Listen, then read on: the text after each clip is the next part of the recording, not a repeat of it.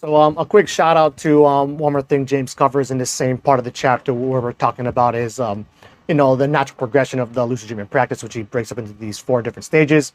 And this special shout out goes to the natural lucid dreamers out there, which, as the name suggests, are the people who just basically started having lucid dreams naturally or randomly at some point in their lives, and then continued to have them with some regularity after the fact as well.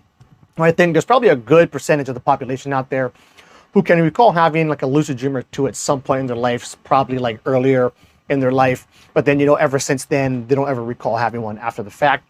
Although I'd also venture a guess that probably a good amount of those people who did have just random lucid dreams when they were younger and don't recall having them as they gotten older, they probably are just not caring about their dream practice in general, don't recall much dreams, if any, and most nights in general, probably not getting that good sleep either.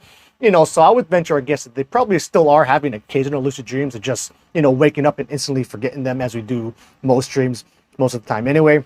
But for this one, I think he's talking about the people who, have them at some point, start having them at some point in their life without effort or practice, and then they continue to happen with some regularity after the fact, which luckily I landed into that camp. I started having them in my early teens and basically just kept having them at about a month clip ever since then, whether I was trying to or not. And another thing he points out in here too is like a lot of these natural lucid dreamers, because when these lucid dreams first started coming on, they probably were not interested in the lucid dreaming practice in general, just a kind of random occurrence. They're very often are not going to be versed in the different lucid dreaming induction techniques and practices that all of us in the community, really know of and cherish. Like for me, it wasn't until I figured out this was a skill that could be practiced, learned, and improved upon that I really started taking the practice seriously, started finding out all these other techniques, and really, upped the percentage of lucid dreams I was having by a huge margin. And then another kind of special shout out in here would go like to this would probably be a very small percentage of the population, and one that I thought probably didn't even exist earlier on, but now thinking about it, man, there's so many people in this world. It's got to happen for some people.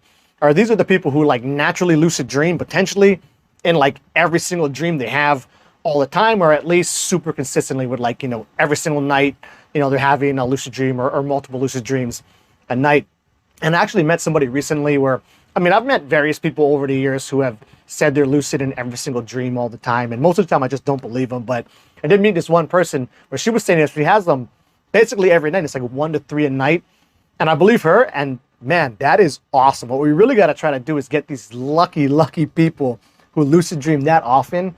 We got to get the word out so they're aware that this actually is a practice, right? And, something that that really warrants a lot more studying. And then get those people into these different labs or universities studying lucid dreaming. And then we can get some really solid, I would imagine, a lot quicker work done on seeing what the actual potential of this whole lucid dreaming practice thing is. But anyway, yeah, so any of you natural lucid dreamers out there, man, shout out to you guys. And any of you really lucky, super consistent natural lucid dreamers out there, man, y'all are lucky.